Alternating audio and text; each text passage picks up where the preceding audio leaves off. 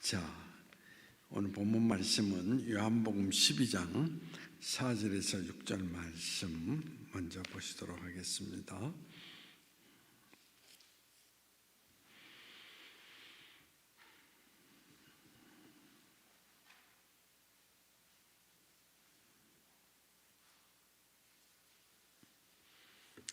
아, 4절에서 6절 말씀 같이 봉독하시도록 하겠습니다. 제자 중 하나로서 예수를 잡아줄 가룟 유다가 말하되 이 향유를 어찌하여 300다나리에 팔아 가난한 자들에게 주지 아니하였느냐 하니, 이렇게 말하면 가난한 자들을 생각함이 아니요 그는 도둑이라 은혜 돈깨를 맞고 거기 넣는 것을 훔쳐감니라. 자, 13장 26절에서 30절 말씀 한번 보시도록 하겠습니다.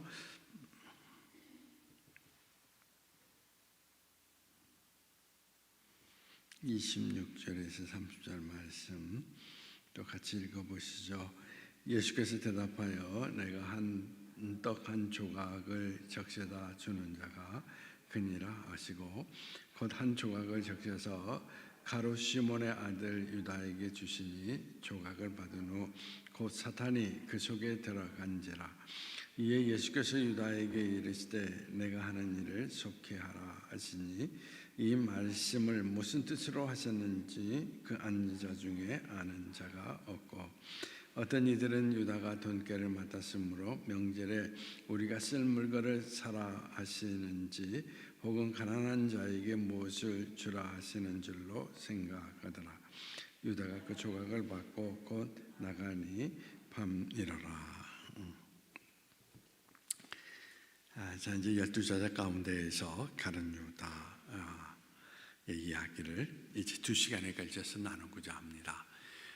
가룟 유다가 이제 끝나면 가룟 유다 다음으로 마띠아라고 하는 그 제자에 대한 이야기로 12제자에 대한 이야기를 마감하게 됩니다. 이탈리아의 한 화가가 시실리 한 성당 벽화를 그려달라고 하는 요청을 받게 되었습니다. 그 작품은 예수님의 그 생애라고 하는 그 제목을 주면서 어린 시절부터 예수님께서 십자가에 달려 돌아가시고 부활하신 그 장면을 벽화에 그려달라고 이야기를 하였던 것입니다. 그래서 이 화가는 12살 때 예수님의 모습을 그리기 위해서 12살 난 한 소년을 찾기 시작을 했습니다. 그리고 한 소년을 찾아서 예수님의 어린 시절의 모델로 삼고 그림을 그렸습니다. 그리고 수년의 세월이 흐르게 되었습니다. 이제 그가 예수님이 십자가에 달려 돌아가신 그 장면 직전에 최후의 만찬의 모습을 그리기 위해서 그가 그림을 그리기 시작을 했는데, 12제자 가운데에서 누구의 모습이 거기에서 그가 진도를 이룰 수 없었던 것이 바로 가룟 유다의 모습인 것입니다. 가룟 유다의 모습을 어떻게 그려낼까라고 하면서 그는 이제 가룟 유다의 모습을 지닌 사람을 찾기 위해서 술집에 들어갔습니다. 술에 취해서 누워있는 한 사람의 모습을 바라보면서, 그래, 저 모습이 바로 가룟 유다다라고 생각하면서 술 취한 사람이 깨어나기를 기다렸습니다. 술 취한 사람이 잠에서 깨어나자 화가는 정중하게 이야기를 합니다. 가룟 유다의 모델이 되어 주십시오라고 이야기할 때에 그 사람이 화가를 쳐다보면서 이렇게 이야기합니다. 오래전에 내가 12살 때 당신이 바로 나를 뭘로? 예수님, 즉 소년 예수의 모델로 나를 삼아서 그림을 그렸던 사람입니다 라는 이야기. 근데 오늘 당신은 나에게 어떤 모델로? 가룟 유다의 모델로 나를 그려달라고 요청하고 있습니다.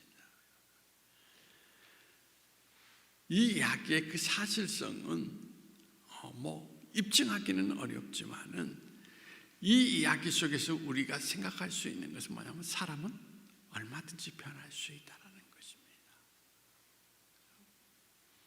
선한 사람의 모습 가운데에서 악한 사람의 모습으로 예수님의 인격과 성품이 드러나는 사람의 모습 속에서 악마가 들어가 있는 인생의 모습으로 변할 수 있다라는 것. 그 인물이 바로 누구냐? 여러분, 오늘 이 성경 가운데 나타나 있는 가룟 유다라고 하는 인물을 가리킬 수 있다라는 것입니다. 가룟 유다라고 하는 것은 사실은 이름은 유다고 이 가롯이라고 하는 이름이 붙여 있는 것은 뭐냐? 그건 하나의 지역을 나타낸다라고 이야기를 드릴 수가 있습니다. 가룟 유다는 헤브론에서부터 남쪽으로 떨어져 있는 곳에 가라고 하는 마을이 있는데 그곳 출신 유다라는 이야기인 것입니다. 예수님의 그 제자들은 대체적으로 어디 출신입니까? 갈릴리, 그렇잖아요.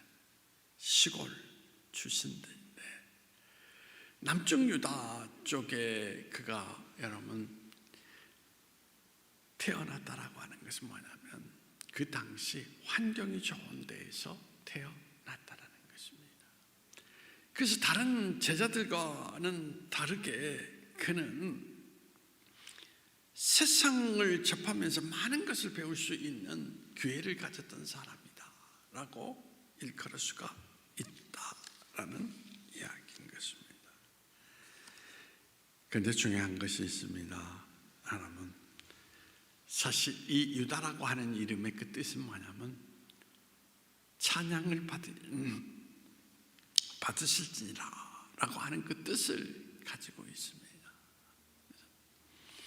하나님을 찬양하고 하나님에게 찬양을 드려서 하나님께서 찬양을 받으시는 그런 인생 삶을 살아가라라고 하는 뜻 가운데에서 유다라는 이름이 주어지게 되었던 것입니다. 근데 여러분, 그의 인생의 결말을 우리가 바라보면서 느끼는 게 뭐냐? 이름값을 하지 못한 사람이다 라는 것을 여러분 이야기를 할 수밖에 없습니다. 사실은 찬양의 대명사가 아니라 가룟 유다 하면은 어떤 대명사가 됩니까? 배반의 대명사가 되고 있는 그의 여러분 이야기를 오늘 우리는 성경 속에 찾아볼 수가 있는데 그 사람 때문에 여러분 원래는 유다라고 하는 이름이 참 많았습니다.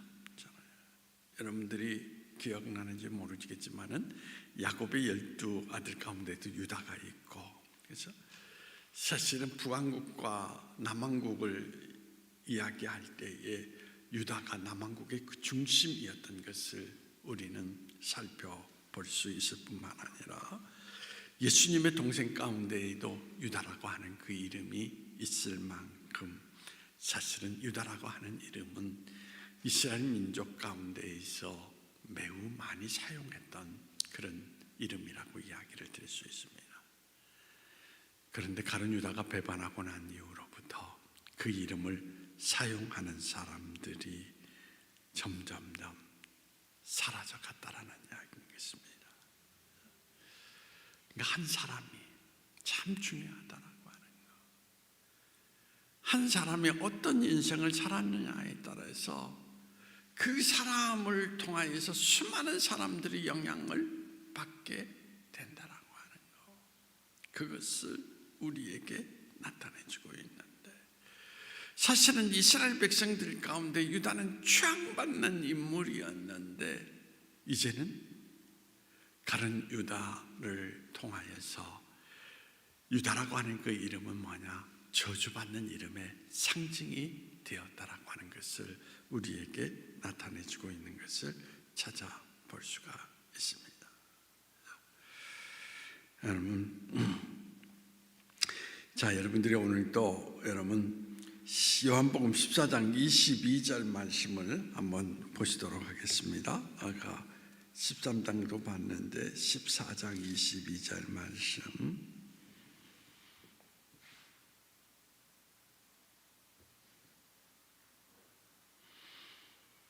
자, 같이 읽어보시도록 하겠습니다. 가롯이 아닌 유다가 이르되 주여 어찌하여 자기를 우리에게 나타내시고 세상에는 아니하려 하시나이까. 자, 여기서 나타내주는 이야기가 뭐냐라고 이야기할 때에, 그렇죠? 여러분, 가룟 유다가 아닌이라는 그 설명이 붙어 있는 것을 찾아볼 수가 있습니다. 그냥 유다라고 하는 이름을 평범하게 사용할 수 있는데, 가룟 유다가 여러분 그릇된 인생의 모습을 갖고 있기 때문에 가룟 유다가 아닌이라는 그 여러분 어떻습니까? 설명을 붙이고 있는 것을 찾아볼 수 있다라는 것입니다. 그럼 가룟 유다는 어떤 사람인가에 대해서 여러분 우리는 네 가지로 이야기를 나눌 수가 있다라고 그렇게 이야기를 드릴 수가 있습니다. 가룟 유다 첫 번째 어떤 인물이었습니까? 여러분들이 생각할 수 있는 것 마냥 신뢰받는 인물이었다라는 이야기인 것입니다. 가룟 유다가 신뢰를 받았다라고 하는 그 증거가 뭡니까? 뭐죠? 그래요. 돈깨를 맞았다라는 것입니다. 예수님의 모든 재정의 모든 것들을 다 맡겼다라고 하는 거. 그것이 바로 어떻습니까? 여러분, 예수님으로부터 그가 신뢰받는 사람이었다라고 하는 것을 이야기 드릴 수가 있습니다.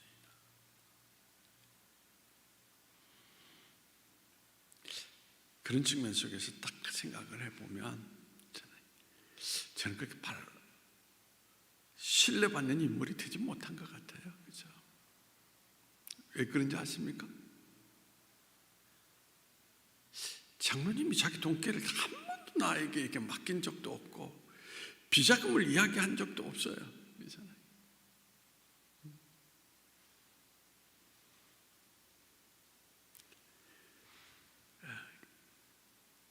그런 측면 속에서 그가 뭐냐면 예수님뿐만 아니라 누구에게도 사람들에게도 신뢰받는 사람이었다라는 것을 우리에게 말해주고 있다라는 것입니다. 그 다음에 뭐냐, 여러분 신뢰받았기 때문에 두 번째로 뭐냐, 우리가 이야기할 수 있는 게 뭐죠? 네? 가장 중요한 것은 뭐냐면 의심받지 않는 사람이었다라는 겁니다. 그렇죠? 그래서 여러분들이 보면 그렇잖아요? 요한복음 13장 22절 말씀을 한번 보시도록 하겠습니다.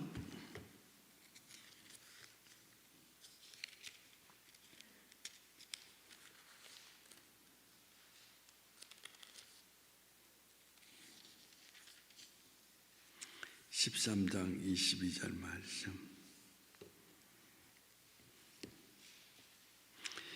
자, 21절부터 22절까지 같이 읽어보십시다. 시작.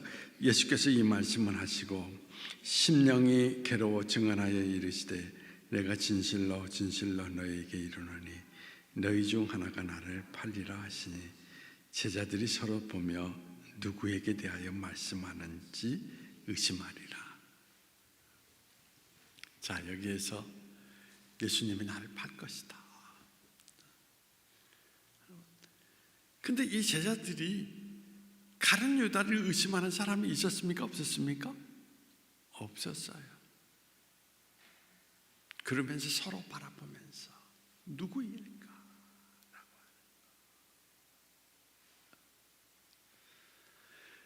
이처럼 제자들조차도 가룟 유다에 대한 전혀 어떻습니까? 의심을 하지 않았던 인물이라는 것을 우리에게 나타내주고 있다는 것입니다. 그런데 실상은 어떤 사람이었습니까? 오늘 본문에서 우리에게 이야기를 하고 있잖아요. 자, 12장 6절 말씀 다시 한번 오늘 읽어보도록 하겠습니다.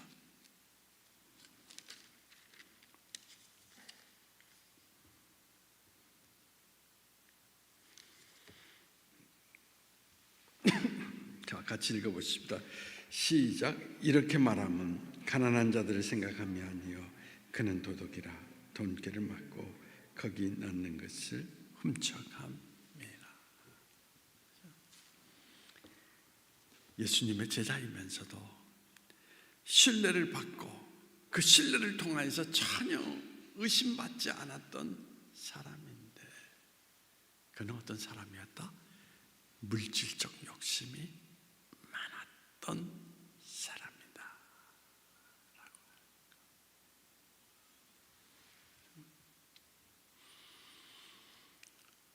신앙생활 할 때에 우리가 꼭 넘어서야 될 부분이 이 부분이에요. 성경 속에서 우리에게 강조하는 것은 뭐예요? 욕심이 죄를 낳고 죄가 사망을 낳느니라. 그래서 오늘도 유튜브에 보니까 그러냐, 11조 절대 내지 마십시오. 어떤 사람이 그런 유튜브를 거기에 찍어서 보냈어요. 자, 11조를 내느냐 안 내지 않느냐. 11조에 걸려 있다라는 것은 뭐냐면 그 사람의 그 신앙의 모습이 항상 물질에 어떻습니까? 매여 있다라는 것입니다. 그래서 지금은 돌아가신 분이지만은 기장의 유명한 목사님이 김재준 목사님이라는 분입니다. 기장뿐만 아니라 한국 교회사에 큰 영향을 끼친 분인데 그분이 어느 날 학교에서 연구 중에 있는데 한 사람이 찾아와서 이렇게 묻습니다. 선생님, 11조를 내야 합니까? 라고 하는 거. 그때 그 선생님이 뭐라고 얘기한 줄 아십니까? 10의 1조만 아니라 10의 2조, 10의 3조,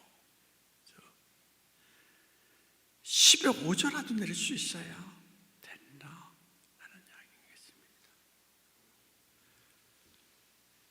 11조가 여러분 율법적인 하나의 의미 속에서 이야기한 것이 아니라 신앙의 길을 걷는 사람이 물질적인 그 계산에 매여 있다면 그는 제대로 신앙의 길을 걸어갈 수 있다 없다? 없다 라는 이야기입니다.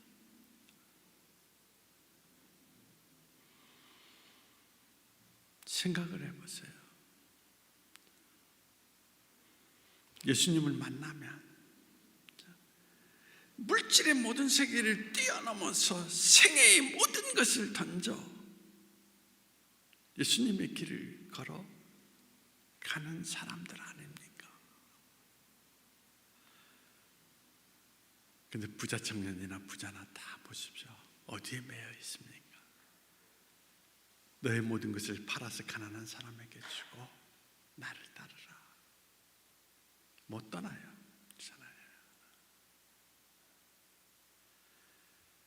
그래서 이전에 우리 교회에 있었던 강상진 집사님이 아프리카에 지금 선교사로 가서 활동을 하고 있다라는 거. 부인을 데리고 삶의 모든 것들을 다 정리해서 오직 아프리카의 영혼들을 위해서 자기를 던질 수 있었다는 것은 뭐냐?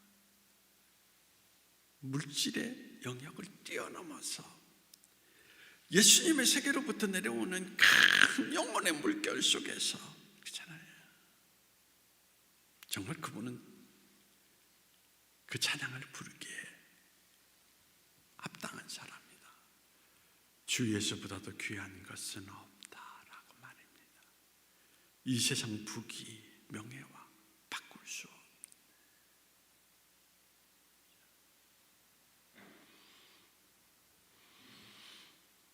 가룟 유다의 모습은 항상 예수의 길을 걸어가면서도 어디에? 물질적인 그 개념 속에 사로잡혀 있었다라는 것입니다.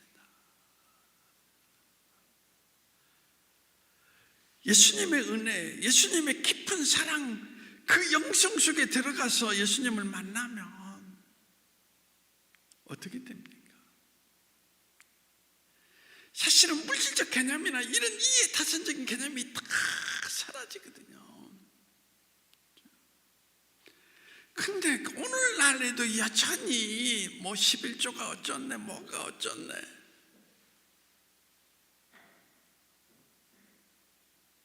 무엇을 이야기하는 겁니까? 물질에 매여 있다는 것입니다. 결국 그 사람은 어떤 인생의 모습을 드러낼 수밖에 없느냐? 가룟 유다처럼 결국은 물질의 욕심 때문에 넘어지고 마는 인생이 된다라는 것을 우리에게 말해주고 있습니다. 신뢰받았던 사람, 제자들로부터 의심을 전혀 받지 않았던 사람인데 그의 마음속에 물질적 욕망을 그가 벗어나지 못해서 그는 자기 인생의 모든 것들을 다 잃어버리고 주저앉는 그런 인생이 되었다라는 것을 오늘 이 성경은 우리에게 나타내 주고 있습니다. 오늘도 여러분 이 가룟 유다의 교훈을 잘 기억하시고 오늘 이 성경 가운데에서 여러분 가룟 유다를 어떤 사람이라고 이야기합니까? 도둑이다 라고 이야기를 했잖아요. 남의 것을 어떻습니까? 늘 어떻게 하든지 간에 자기 것으로 만들고자 하는 그러한 악한 생각이 사로잡혀 있다라는 것을 이야기하고 있는 것을 찾아볼 수가 있습니다. 그래서 예수님이 이런 말씀하셨죠. 받는 자보다 어떤 자가 복이 있다? 주는 자가 복이 있다. 왜 그런 줄 아십니까? 주는 사람은 이미 하나님의 세계 가운데 젖어들어서 어떻습니까? 이에 타산적인 욕심의 모든 것들을 극복하고 살아가는 사람이기 때문에 그렇잖아요. 그의 마음속에 하나님은 그리스도가 거할 수 있는 사람이라고 하는 것을 우리에게 말해주고 있습니다. 그러므로 여러분들도 오늘도 여러분 오늘 가룟 유다의 교훈을 통하여서 여러분 물욕에서 벗어날 수 있는 그런 사람들이 꼭 되기를 원합니다. 그래야 어떻습니까? 예수님과 마지막까지 길을 걷는 사람이 될 수 있다라고 하는 거. 이게 반대적인 이야기죠. 네 번째는 그러면 자연적으로 어떤 사람일까요?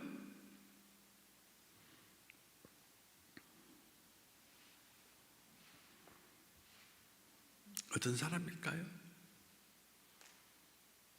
그는 위선적인 사람이었다.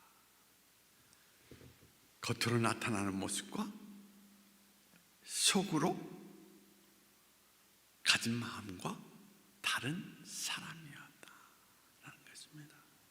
그래서 오늘 본문 말씀을 여러분 찾아보시기를 바랍니다. 자, 본문 말씀 4절에서 6절 말씀 12장.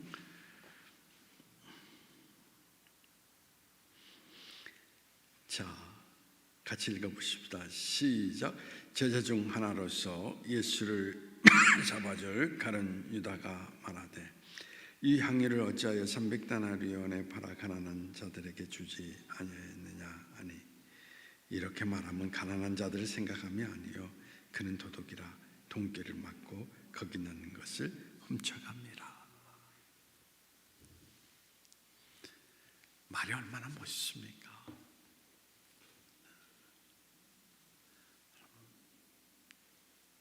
이걸 팔아서 가난한 사람에게 주지.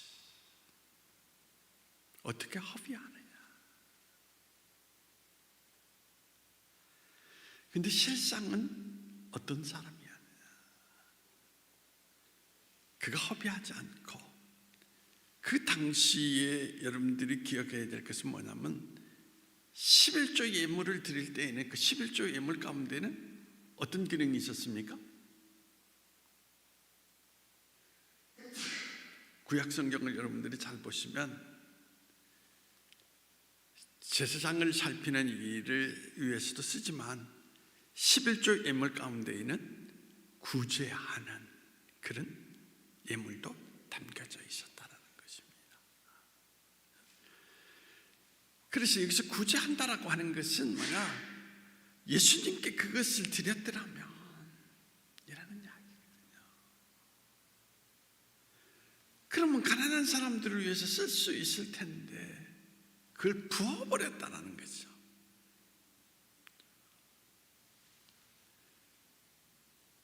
그래서 어떻습니까?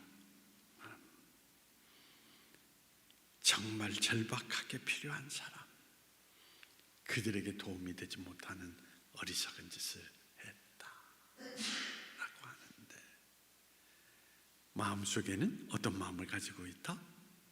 만약에 저것을 회개를 담당했으니까, 그렇죠?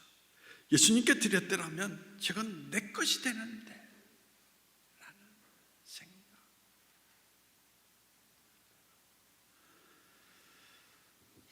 철저하게 어떻습니까?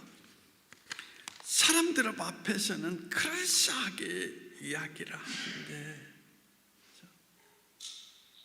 가장 중요한 것은 뭐냐면 실제적인 그의 본 모습의 마음 가운데에는 어떻습니까? 악이 가득하다라는 것입니다. 그러므로 여러분들이 오늘 또 신앙이라고 하는 것은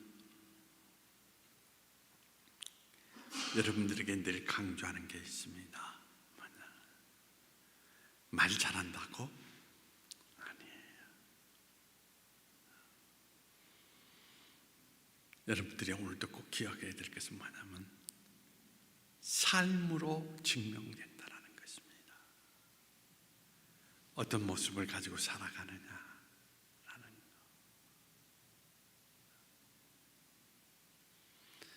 삶으로 드러나지 않는 그 모든 것들은 사실은 위선적인 모습 가운데에서 그가 다른 것들을 꿈꾸고 있을 뿐이지 진실성이 없다라는 것입니다. 그래서 야고보서 기자는 야고보서에서 우리에게 뭘 이야기하고 있습니까? 행함이 없는 믿음은 뭐다? 죽은 믿음이다.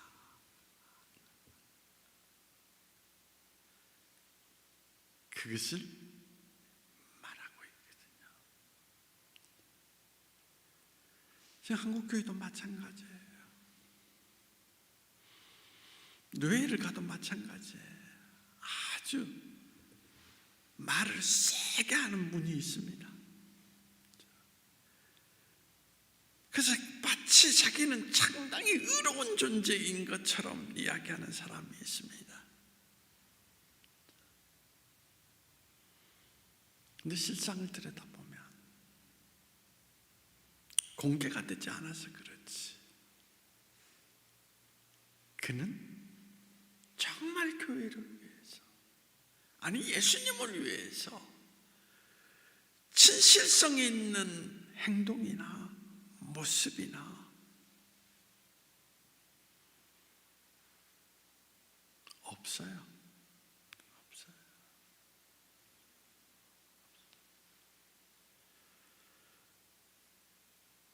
그래서 저는 지금도 마찬가지입니다. 노예에 가서도 큰 소리 치고 뭔가 정의롭게 이야기하는 사람, 저는 그 사람을 가리켜서 가장 정의롭지 못한 사람이다.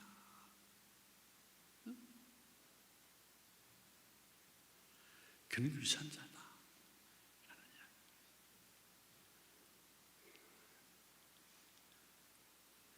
오늘 교회 공동체도 마찬가지잖아요.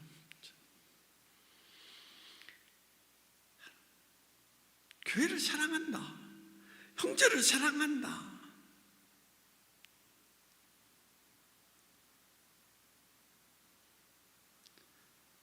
교회를 사랑하기 때문에 자기는 이렇게 주장한다.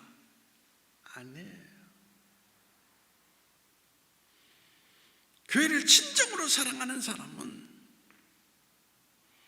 교회 안에서 자기가 필요한 자리 속에서 묵묵히 지금 예수님이 원하시는 자리가 뭘까? 지금 예수님께서 나를 바라보시고 어떻습니까? 내게 요구하시는 것이 뭘까 생각하면서 그걸 담당하는 사람이다 라는 것입니다. 그래서 저는 예수님의 제자 가운데에서 가장 제가 주목하는 인물이 있습니다. 누굴까요?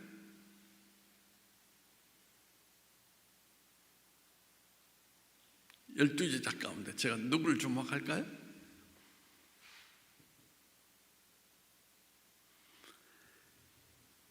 여러분이 잘 성경을 읽어보십시오.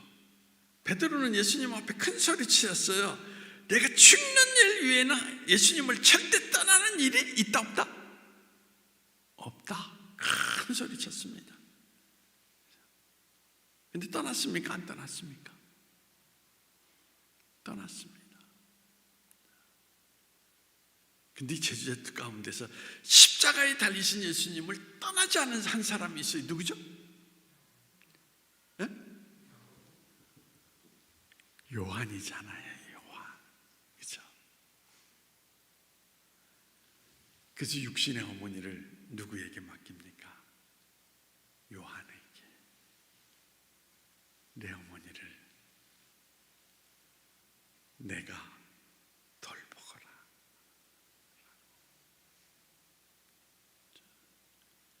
그래서 함석헌 선생님이 이야기했던 이야기, 자기 자식이나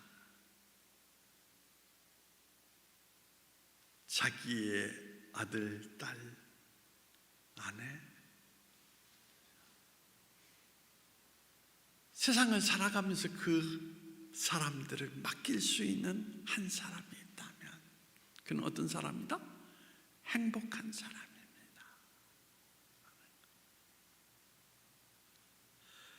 무슨 이야기입니까? 우리는 살아가면서 여러 가지 허다한 이야기를 해요. 뭐 나중에 이렇게 삽시다, 뭐 이렇게 합시다, 그렇죠? 그러나 정말 절박한 순간이 딱 다가오면은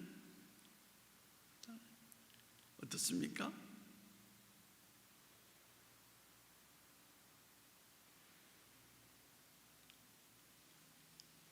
다 부정하고 그렇잖아요. 다 어떻습니까?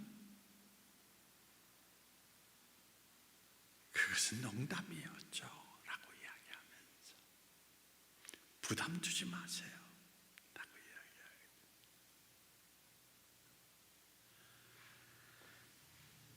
제가 이번에 박종균 권사님을 엊그저께 가서 신방을 했습니다. 참 감동받은 게 있어요. 그 아들 정 목사님 사모님이 참 어렵게 사는데 정 목사님도 빼빼 말라가지고 자기 질병 때문에, 그래서 그 사모님이 어린이집에 지금 나가서 일을 한다고 합니다. 그러니까 어머니가 무너지니까 그 직장을 뒤로 하고 그 어머니를 위해서 그의 삶 전체를 던져서 돌보는 모습을 바라보면서, 야, 어떤 사람을 보는 것 같습니까? 예수님을 보는 것 같은. 나 살기도 힘든데 아니에요.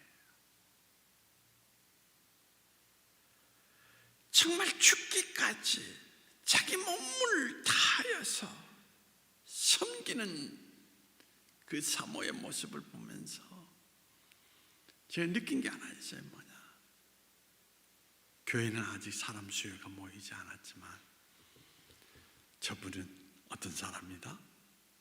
성공한 신앙입니다. 신앙이라고 하는 것은 거대한 것이 그게 뭐가 여러분 성공한 게 아니에요. 여러분, 숫자가 많아서 성공한 게 아니에요. 있잖아요. 제가 지금도 기억나는 것이 뭐냐, 영화에도 그런 영화가 있었고 책에서 미국의 유명한 목사님, 그 교회 성도들이 몇만 명이 모이는데 그분이 훗날 목회가 끝난 다음에 이런 이야기를 했습니다. 사실은 나는 아직도 예수님을 만나지 못했습니다. 그럼 어떻게 그 교회를 이룰 수 있었습니까? 경영학적으로 내가 교회를 운영했습니다. 무슨 이야기입니까? 세상적인 방법 가운데에서도 얼마든지 교회의 숫자를 늘릴 수 있다는 겁니다. 그런데 가장 중요한 것은 지금 나의 삶의 자리 가운데 예수님이 없다라고 하는 거. 다른 말로 표현한다면 그냥 나는 아직도 천국에 대한 개념이 없습니다.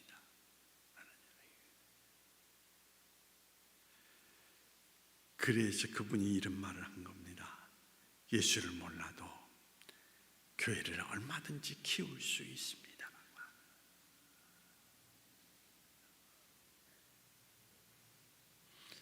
너무너무 거대한 거. 사실은 예수님을 찾아보십시오. 예수님의 사역 가운데에서 수만 명이 모일 때도 있었는지 모르지만 마지막 순간에는 어떻습니까? 12제자도 지키지 못하고 다 뿔뿔이 흩어져 버리지 않았습니까?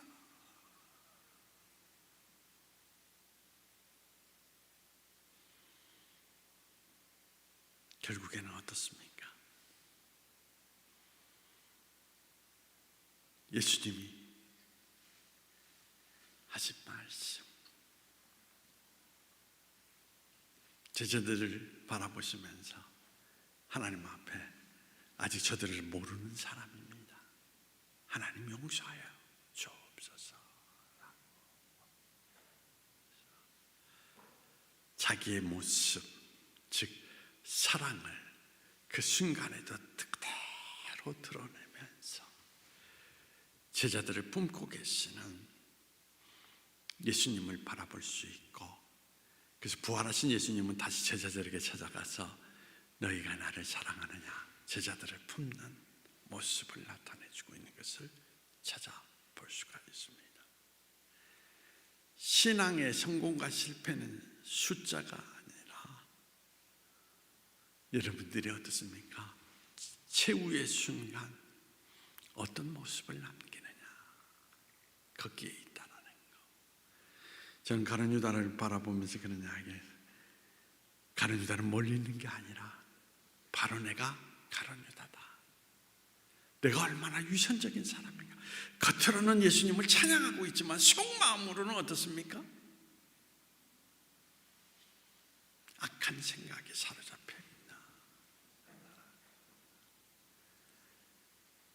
그래서 가룟 유다는 멀리 있는 게 아니라 바로 나다라는 것 가운데에서 아프지만 제대로 내 모습을 바라보면서 내 삶의 전체를 다시 한번 재정돈하지 아니하면 가능성이 없다라고 이야기를 할 수밖에 없다라는 것입니다. 저는 여러분들이 시작과 끝이 겉사람과 속마음이 한결같은 사람 되어서 마지막도 그리스도가 될 수 있는 그런 신앙의 길을 걷는 하나님의 사람들이 되어가시기를 바랍니다. 자, 기도하시겠습니다. 하나님, 오늘도 가룟 유다의 교훈을 통하여서 우리 자신을 돌아봅니다. 너는 어떤 사람인가? 겉사람과 속사람이 같은 사람인가? 주님, 우리의 입술로나 우리의 삶의 자리에서나 오직 예수님만을 드러낼 수 있는 우리 인생이 될 수 있도록 주님께서 우리 마음을 주장하여 주시기를 원하오며 나사렛 예수님의 이름으로 기도하옵나이다. 아멘.